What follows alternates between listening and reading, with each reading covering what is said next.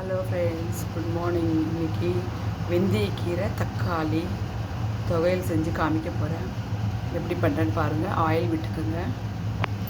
அப்புறம் கொஞ்சம் தனியாக போட்டுக்கோங்க. அதில் தனியாக பொரிஞ்ச உடனே பச்சை மிளகாய் போட்டுக்கோங்க.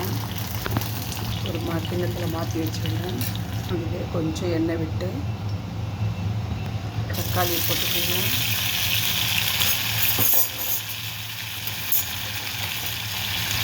தக்காளி வதங்கும்போது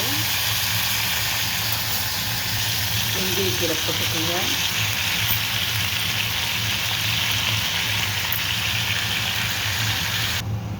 கொஞ்சம் புளி, அதில் கல்லுப்பு போட்டுருங்க.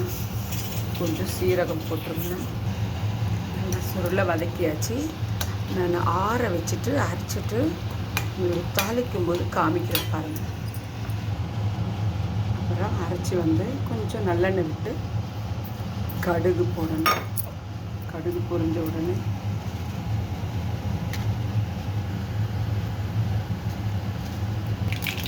கடலைப்பருப்பு,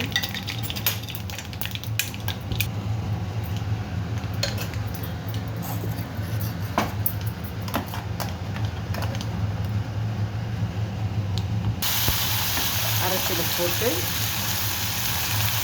நல்லா சுருளை வதக்கி எடுத்து உங்களுக்கு காமிக்கிறதுங்க. பாருங்கள், நல்லா கலரிட்டேன். 2-3 நாள் ஆனால் கூட கெடாது. சூப்பராக இருக்கும். வெந்தய கசப்பு கூட இருக்காது. ட்ரை பண்ணி பாருங்கள். வெந்தயக்கீரை துவையல் ரெடி. ட்ரை பண்ணி பாருங்கள்.